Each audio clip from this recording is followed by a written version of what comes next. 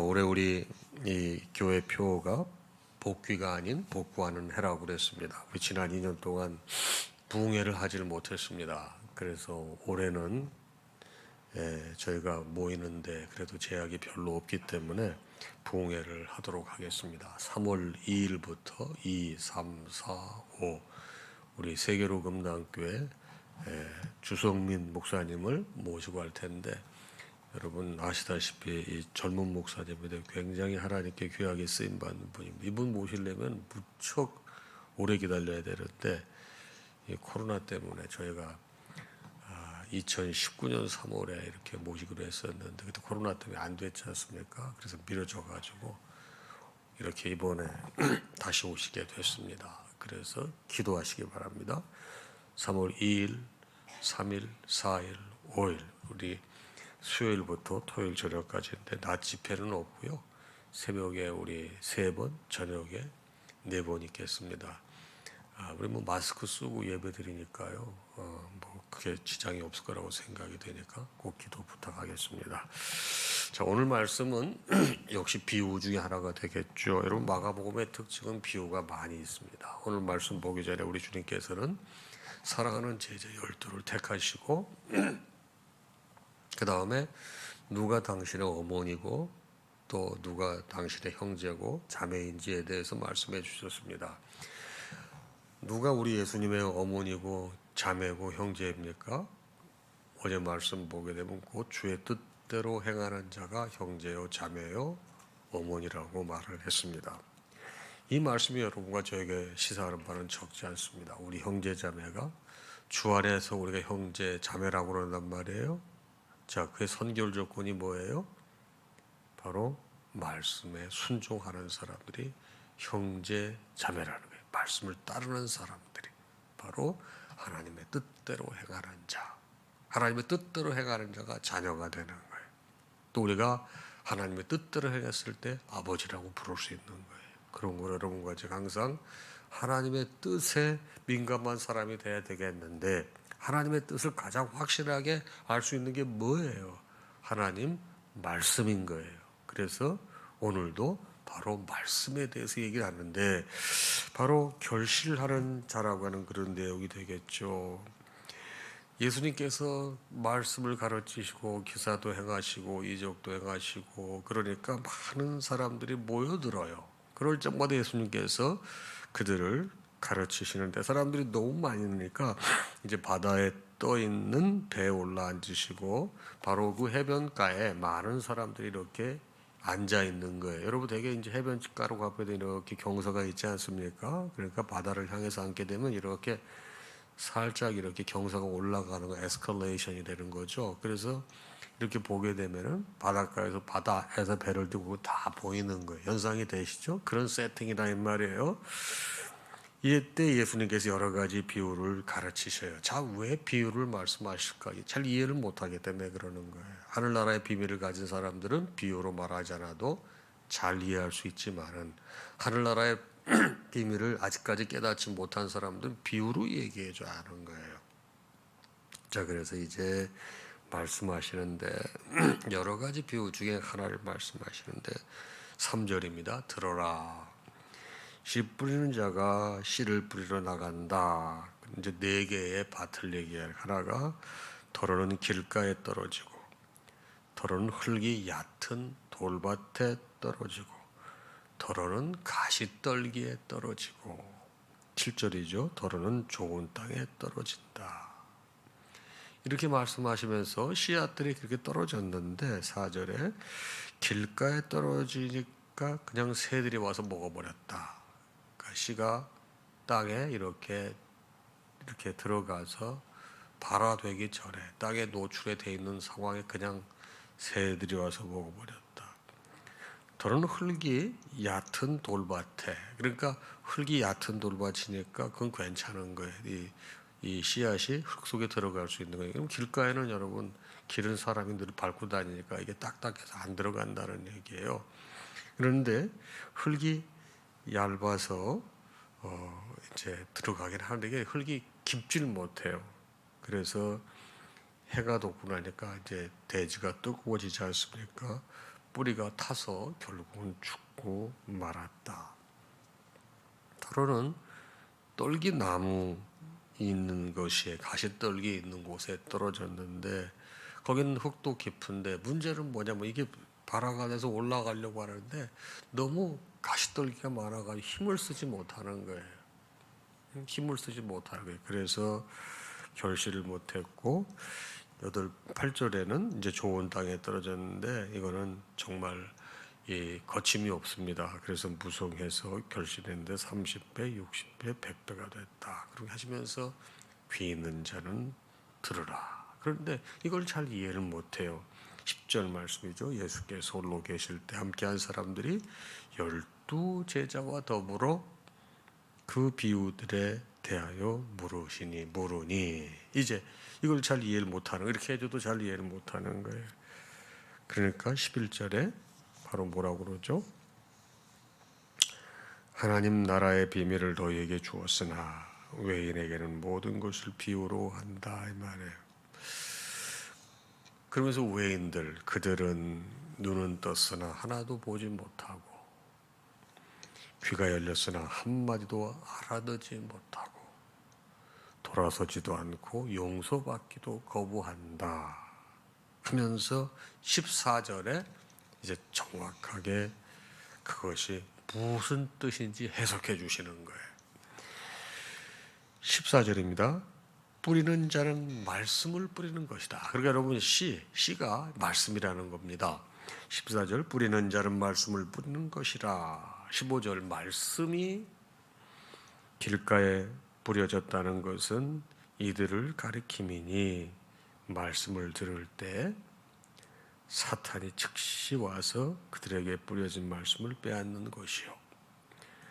또 16절 돌밭에 뿌려졌다는 것은 이들을 가리키는데 곧 말씀을 들을 때 즉시 기쁨으로 받지만은 그 속에 뿌리가 없어 조금은 버티다가 환난이나 박해가 일어날 때는 곧 넘어진다. 또 어떤 이는 가시떨기에 뿌리진 자인데 이들은 말씀을 듣기는 하지만은 세상의 염려, 재물의 유혹, 기타 욕심이 들어와서 말씀을 막아 결실하지 못하게 된다. 그리고 마지막은 좋은 땅에 뿌려졌다는 것은 말씀을 듣고 받아 30배, 60배, 100배의 결실을 하는 자다. 이렇게 말씀하셨어요. 자, 여러분 이 말씀은 신앙생활하면서 여러 차례 말씀 들어보시지 않았어요? 그런데 여러분 우리가 이제 아는 게 중요하기보다는 안다 하더라도 그 말씀대로 믿고 사는 게 더 중요한 거예요. 누가 형제고 자매라고 그랬어요? 말씀대로 그의 뜻대로 행하는 자예요. 잊지 마세요. 말씀대로 사는 자예요. 말씀에 순종하는 자예요. 여러분 아무리 말씀 우리가 들어도 그 말씀의 지식에 머물러 있게 되면 그는 신앙에 나아감이 없어요. 성숙이 없어요. 내가 변화가 되지 않아요. 이 말씀이 그겁니다. 자 보세요. 뿌리는 자는 말씀을 뿌리는 거라고 그랬어요. 이렇게 우리가 이 모양 저 모양으로 말씀이 많이 뿌려지는데 우리가 대상이 됩니다. 자 이렇게 예배 환경에 대해서 강단에서 설교가 되는 경우도 있죠. 우리 이 순 예배 때 말씀이 나눠주는 경우도 있지 않습니까? 또 성경을 읽는 가운데 말씀이 깨달아지는 경우도 있습니다. 그리고 대화를 통해서 말씀이 여러분 나에게 와닿는 경우도 있습니다. 이게 뭐예요? 계속 말씀이 뿌려지는 거예요. 말씀이 뿌려지는데 이 길가에 뿌렸다는 것은 말씀을 들을 때 듣기는 들어요. 듣기는 듣지만은 마음이 이게 어때요? 이 길가니까 길가가 사람이 많이 다니니까 딱딱하다고 그랬어요. 말씀을 듣긴 들으나 그게 머물 수 있는 영적인 여유가 없는 거예요. 그 사람에게. 그러니까 말씀을 들어도 아예 이 딱딱하니까 받을 마음의 여유가 없어요. 내가 너무 많이 살아있어요. 마음밭은 나를 말하는 거예요. 내가 너무 살아있어서 들으려고 그러질 않아요. 모든 거를.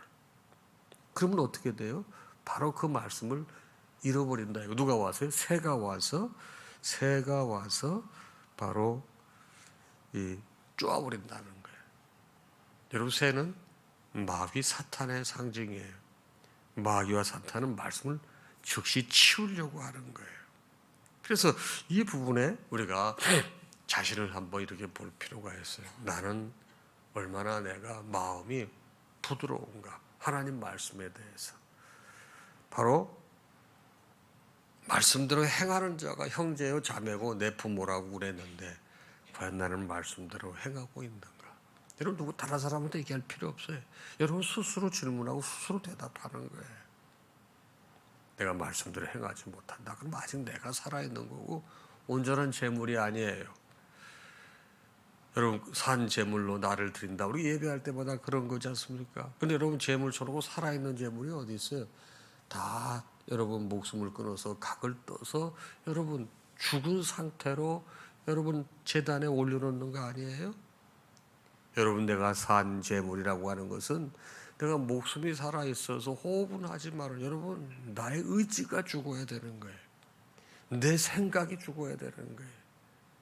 누구를 위해서? 주님 앞에 죽는 거예요. 여러분 그럴 때 그게 재물이 되는 거예요. 말씀이 이겁니다. 말씀이 뿌려졌어요.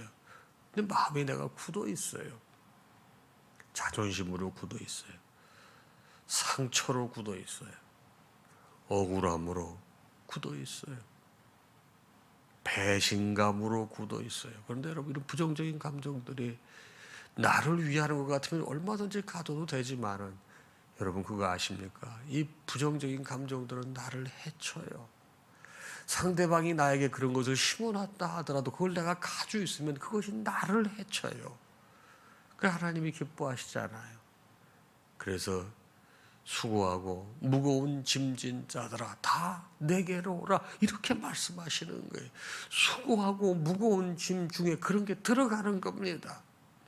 그래서 여러분 이 내가 굳어있게 되면 상처로 섭섭함으로 배신감으로 안타까움으로 좌절감으로 이렇게 나도 모르게 마음이 굳어져요. 말씀에 들어갈 공간이 없습니다. 두 번째 말씀은 뭡니까? 돌밭에 뿌려졌다는 거예요. 우리가 말씀을 들을 때 금방 은혜를 받습니다. 너무 좋습니다. 우리 부흥회 때 강사님들이 이런 예화를 종종 들으시죠. 말씀은 잘 받고 은혜 잔뜩 받고 집에 갔는데 남편이 자꾸만 예배 드리고 은혜 많이 받고 왔는데 왜 이렇게 늦게 왔냐고 막 속 뒤지고 그러면 그냥 화나가지고 남편하고 한 번 이렇게 또 싸우게 되면 받은 번에 다 쏟는다 이런 얘기 많이 들어보시지 않습니까? 이건 뭐예요? 내가 말씀이 그래도 말씀 받고 싶은 마음은 있어요. 그리고 말씀대로 살아야지 그런 의욕은 있는데 아직 말씀에 깊이 뿌리를 내리지 못해. 아직 영적으로 아직 깊지를 못해. 그럴 때는 바로 이렇게 환난이나 그다음에 박해나 또 힘든 일이 있게 되면 말씀으로 그걸 버텨내지 못하고 그냥 자기도 모르게 그냥 주저앉고 마는 거예요. 아마 많은 이 성도들이 이 부류에 속하지 않을까 그래요. 말씀을 받고 싶지만 어려움이 오게 되면은 자꾸만 다른 거 찾으려고 그러고 나도 모르게 은혜를 쏟아버리고 과거로 돌아가려고 하는 그런 문제가 그런 성향이 있다는 것이죠. 그건 왜 그래요? 아직 말씀에 뿌리를 내리지 못해서 그렇다. 이 세 번째는 어떤 경우입니까? 세 번째는 가시떨기에 뿌려진 자라고 그랬어요. 말씀을 듣습니다. 그리고 그 마음밭도 괜찮아요. 근데 문제는 뭐냐면 이 사람은 자기가 스스로 가지고 있는 근심 걱정이 많은 사람이에요. 내일 지구에 종말이 오면 어떡하지? 쉽게 말하면 이런 경우입니다. 지나간 건 자꾸만 후회하고 다가오지 않은 거는 자꾸만 걱정하는 사람이에요. 여러분 지나간 거 어떻게 해요? 하나님께 맡기는 거죠. 여러분 다가오지 않은 거 어떻게 해요? 아직 다가오지 않았는데 오늘을 여러분 말씀 가운데 살아야 되는데 자꾸만 근심이 있어요. 자꾸만 염려가 있어요. 불안이 있어요. 그런 말씀이 잘하지 못해요. 근데 의외로 이 남자들 중에도 이런 사람들이 많이 있어요. 새가슴 같은 사람들. 여러분 신앙생활은 뭐예요? 주님께 맡기는 거예요. 여러분 그 많은 어려움, 이 마음에 많은 이 스트러글이 있는데 그 스트러글을 내가 다 어떻게 그걸 짊어지고 있어요? 여러분, 그거 다 짊어지고 사람을 어떻게 보고 살아요? 이 사람은 이래서 마음에 안 들어. 저 사람은 나한테 이렇게 했지. 이 사람은 내 기준에 안 맞지. 저 사람은 내 배우자인데 이렇지. 애는 이렇지. 애가 마음에 드세요? 배우자가 마음에 드세요? 직장 동료가 마음에 드세요? 친구가 마음에 드세요? 어떨 땐 자기도 마음에 안 들어. 외로워요. 잘 생각해 보세요. 나는 친구가 수평적 관계인가 수직적 관계인가를 잘 보시기 바랍니다. 수직적 관계가 많은 사람들은 진짜 외로운 사람이에요. 그 사람은 수직 관계가 여러분 상실되고 나면 외로워집니다. 수평적 관계가 많은 사람이 좋은 겁니다. 사람이 한 번 마음에 안 들면요, 이게 다 전이가 돼요. 다 마음에 안 들어요. 무서운 말이에요. 여러분, 가시떨기에 들어뒀다는 그런 환경을 말하는 거예요. 그 환경이 나를 압도할 때 그걸 뚫고 나갈 힘이 없는 거예요. 그러니까 어떻게 나오긴 나와도 그 기에 눌려가지고 열매 못 맺잖아요. 자, 마지막 말씀은 뭐예요? 좋은 땅에 뿌려졌다는 것을 말씀을 듣고 받아요. 그 말씀이 능력이 될 수 있도록 나를 내려놓을 때 여러분 결실이 30배, 60배, 100배가 된다는 게 그 말씀 아니에요? 그러면서 주님께서는 들을 귀 있는 자는 들으라 이렇게 얘기해줘도 귀는 있긴 있대.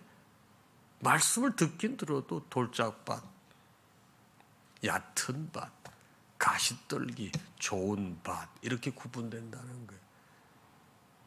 말씀이 중요한 게 아니죠. 씨가 중요한 게 아니라는 것이죠. 뭐가 중요하다고? 마음밭이 중요하다는 거예요. 오늘 아침 말씀 여러분과 저에게 적지 않게 다시 한번 생각해 보게 하는 말씀이에요. 근데 이게 딱 마음이 정해 있는 게 아니에요. 마음이 매일 왔다 갔다 해요. 어떤 때는 돌짝밭, 어떨 때는 얇은 밭, 어떨 때는 가시떨기, 어떨 때는 좋은 밭. 마음이 하루에도 수도 없이 왔다 갔다 해요. 그렇죠? 네.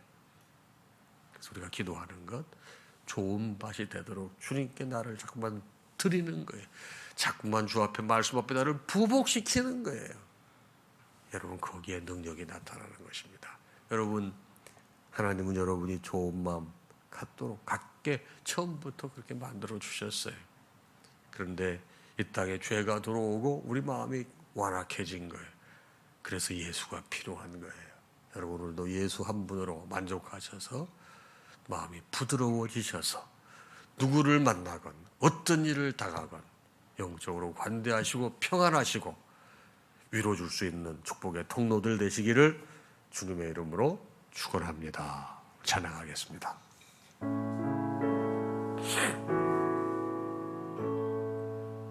모든 영광 하나님께,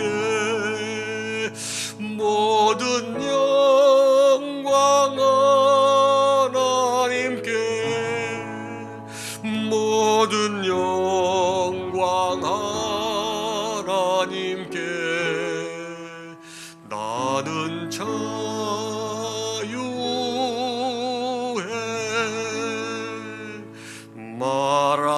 마라나타 주 오신다.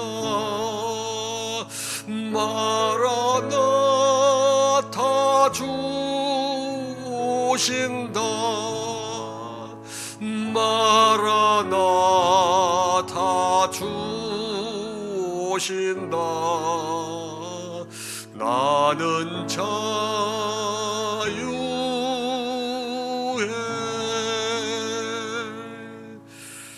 우리 주님 예수 그리스도의 크신 은혜와 하나님 아버지의 무한하신 사랑하심과 성령님의 감동, 감화, 교통, 역사, 충만하심이 이 아침에 주신 말씀을 받고 하루를 시작하는 사랑하는 당신의 모든 자녀와 그 가정 위에 이제로부터 영원토록 함께 있을지어다. 아멘.